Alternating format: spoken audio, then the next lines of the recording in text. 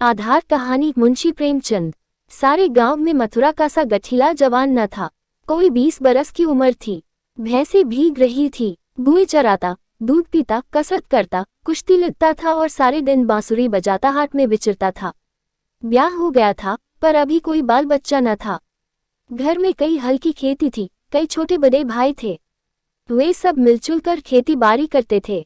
मथुरा पर सारे गांव को गर्व था। जब उसे जौ भी लंगोटे, नाल या मुब्बर के लिए रुपए पैसे की जरूरत पड़ी तो तुरंत दे दिए जाते थे। सारे घर की यही अभिलाषा थी कि मथुरा पहलवान हो जाए और अखाड़े में अपने सवाई को पछाड़े। इस लाड प्यार से मथुरा जरा टर्रा हो गया था। गाय किसी के खेत में पड़ी है और आप अखाड़े में दंड लगा रहा है। कोई उलाहना देता तो उसकी त्योरियां बदल जाती। गरज कर कहता, जो मन में आए कर लो, मथुरा तो अखाड़ा छोड़कर हाँकने न जाएंगे। पर उसका डील डौल देखकर किसी को उससे उलझने की हिम्मत न पती। लोग गम खा जाते। गर्मियों के दिन थे, तालतलैया सूखी पड़ी थी, जोरों की लू चलने लगी थी। गांव में कहीं से एक सांडा निकला और गुओं के साथ हो लिया। सारे दिन गुओं के साथ रहता, रात को बस्ती में घुस आता और खूंटों से बंधे बैलों को सींगों से मारता। कभी किसी की गीली दीवार को सींगों से खोद डालता, घर का कूड़ा सींगों से उड़ाता। कई किसानों ने साग भाजी लगा रखी थी, सारे दिन सींचते सींचते मरते थे। ये सांड रात को उन हरे भरे खेतों में पहुंच जाता और खेत का खेत तबाह कर देता। लोग उसे डंडों से मारते, गांव के बाहर भगा आते, लेकिन जरा देर में गायों में पहुंच जाता। किसी की अक्ल काम न करती थी कि इस संकट को कैसे टाला जाए। मथुरा का घर गांव के बीच में था, इसलिए उसके खेतों को सांड से कोई हानि न पहुंचती थी। गांव में उपद्रव मचा हुआ था और मथुरा को जरा भी चिंता न थी। आखिर जब धैर्य का अंतिम बंधन टूट गया तो एक दिन लोगों ने जाकर मथुरा को घेरा और बोले, भाई कहो तो गांव में रहें, कहीं तो निकल जाएं। जब खेती ही न बचेगी तो रहकर क्या करेंगे। तुम्हारी गायों के पीछे हमारा सत्यानाश हुआ जाता है और तुम अपने रंग में मस्त हो। अगर भगवान ने तुम्हें बल दिया है तो इससे दूसरों की रक्षा करनी चाहिए, यह नहीं कि सबको पीस कर पी जाओ। सांड तुम्हारी गायों के कारण आता है और उसे भगाना तुम्हारा काम है, लेकिन तुम कानों में तेल डाले बैठे हो, मानो तुमसे कुछ मतलब ही नहीं। मथुरा को उनकी दशा पर दया आई। बलवान मनुष्य प्रायः दयालु होता है। बोला, अच्छा जाओ, हम आज सांड को भगा देंगे। एक आदमी ने कहा, दूर तक भगाना, नहीं तो फिर लौट आएगा। मथुरा ने कंधे पर लाठी रखते हुए उत्तर दिया, अब लौट कर न आएगा। चिलचिलाती दोपहरी थी। मथुरा सांड को भगाए लिए जाता था। दोनों पसीने से तर थे। सांड बार बार गांव की ओर घूमने की चेष्टा करता, लेकिन मथुरा उसका इरादा ताड़कर दूर ही से उसकी राह छींक लेता।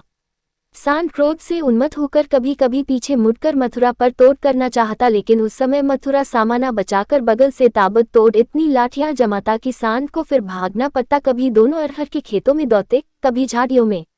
अरहर की खूंटियों से मथुरा के पांव लहूलुहान हो रहे थे। झाड़ियों में धोती फट गई थी, पर उसे इस समय सांड का पीछा करने के सिवा और कोई सुध न थी। गांव पर गांव आते थे और निकल जाते थे।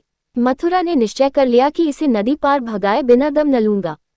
उसका कंठ सूख गया था और आंखें लाल हो गई थी। रोम रोम से चिंगारियां सी निकल रही थी। दम उख गया था, लेकिन वह एक क्षण के लिए भी दम न लेता था। 2-2.5 घंटों के बाद जाकर नदी आई। यही हार जीत का फैसला होने वाला था। यही से दोनों खिलाड़ियों को अपने दांव पेंच के जौहर दिखाने थे। सांड सोचता था, अगर नदी में उतर गया तो यह मार ही डालेगा, एक बार जान लड़ा कर लौटने की कोशिश करनी चाहिए। मथुरा सोचता था, अगर वह लौट पड़ा तो इतनी मेहनत व्यर्थ हो जाएगी और गांव के लोग मेरी हंसी उड़ाएंगे।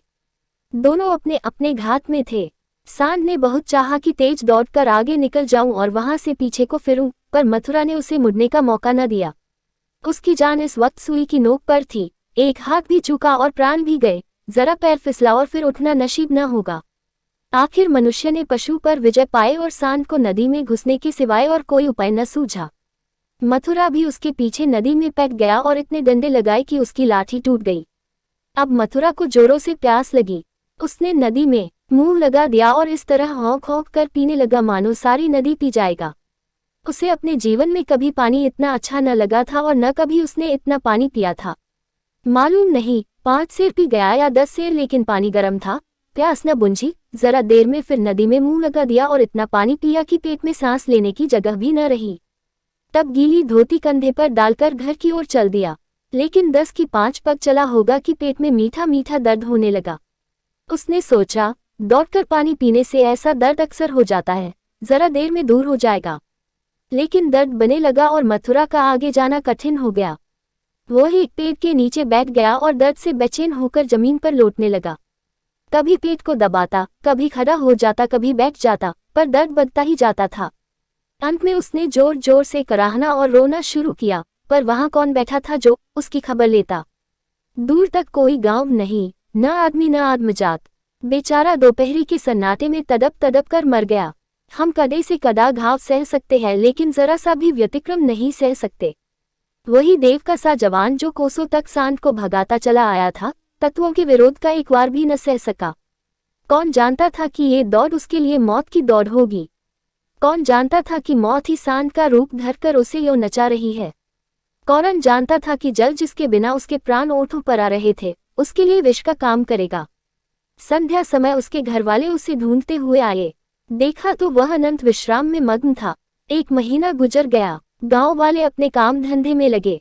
घरवालों ने रो धोकर सब्र किया, पर अभागिनी विधवा के आंसू कैसे पुंजते। वो हरदम रोती रहती, आंखें चाहे बंद भी हो जाती, पर हृदय नित्य रोता रहता था। इस घर में अब कैसे निर्वाह होगा, किस आधार पर जीऊंगी। अपने लिए जीना या तो महात्माओं को आता है या लंपटों ही को। अनुपा को ये कला क्या मालूम। उसके लिए तो जीवन का एक आधार चाहिए था, जिसे वह अपना सर्वस्व समझे, जिसके लिए वह लिए, जिस पर वह घमंड करे। घरवालों को ये गवारा न था कि वह कोई दूसरा घर करे। इसमें बदनामी थी। इसके सिवाय ऐसी सुशील, घर के कामों में कुशल, लेन देन के मामलों में इतनी चतुर और रंग रूप की ऐसी सराहनीय स्त्री का किसी दूसरे के घर पर जाना ही उन्हें असह्य था। उधर अनुपा के मैकवाले एक जगह बातचीत पक्की कर रहे थे। जब सब बातें तय हो गई तो एक दिन अनुपा का भाई उसे विदा कराने आ पहुंचा। अब तो घर में खलबली मची। इधर कहा गया, हम विदा न करेंगे। भाई ने कहा, हम बिना विदा कराए मानेंगे नहीं। गांव के आदमी जमा हो गए, पंचायत होने लगी। ये निश्चय हुआ कि अनुपा पर छोड़ दिया जाए, जी चाहे रहे। यहाँ वालों को विश्वास था कि अनुपा इतनी जल्द दूसरा घर करने को राजी न होगी। 2-4 बार ऐसा कह भी चुकी थी, लेकिन उस वक्त जो पूछा गया तो वह जाने को तैयार थी। आखिर उसकी विदाई का सामान होने लगा। डोली आ गई। गांव भर की स्त्रियां उसे देखने आईं। अनुपा उठकर अपनी सास के पैरों में गिर पड़ी और हाथ जोड़कर बोली, अम्मा, कहाँ सुनाद, माफ करना।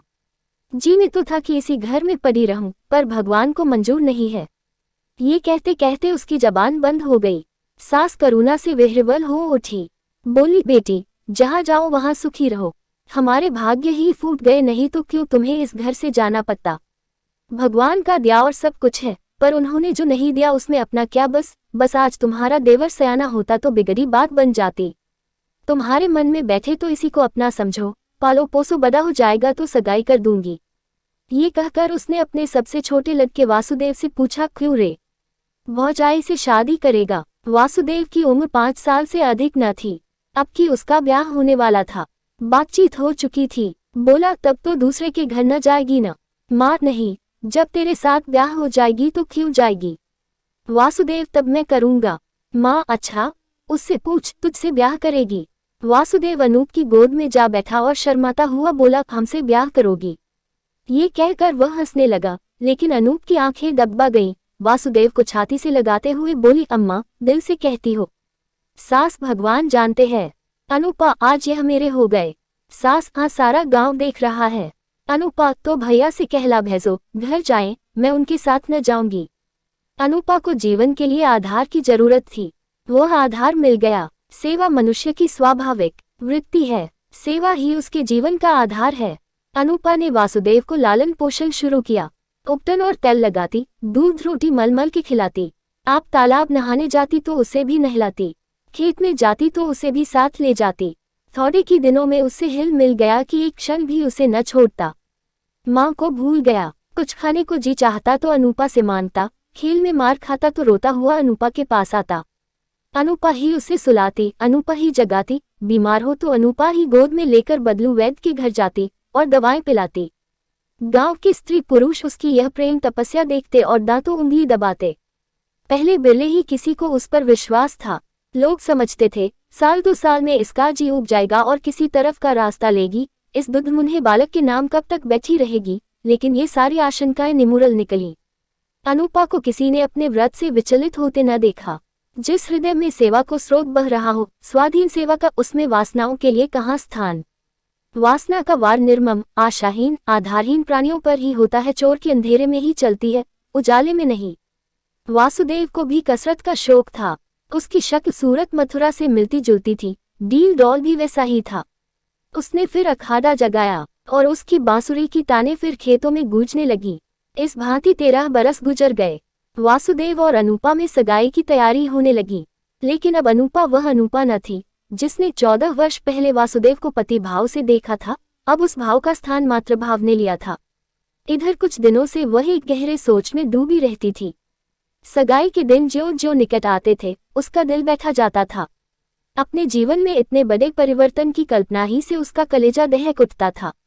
जिसे बालक की भांति पाला पोसा, उसे पति बनाते हुए लज्जा से उसका मुंह लाल हो जाता था।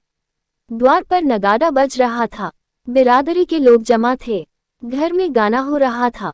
आज सगाई की तिथि थी। सहसा अनुपा ने जाकर सास से कहा, अम्मा मैं तो लाज के मारे मरी जा रही हूँ। सास ने भौचक्की होकर पूछा, क्यों बेटी, क्या है? अनुपा, मैं सगाई न करूंगी। सास, कैसी बात करती है बेटी, सारी तैयारी हो गई, लोग सुनेंगे तो क्या कहेंगे? अनुपा, जो चाहे कहें, जिनके नाम पर 14 वर्ष बैठी रही उसी के नाम पर अब भी बैठी रहूंगी। मैंने समझा था मर्द के बिना औरत से रहा न जाता होगा। मेरी तो भगवान ने इज्जत आबरू निभाह दी।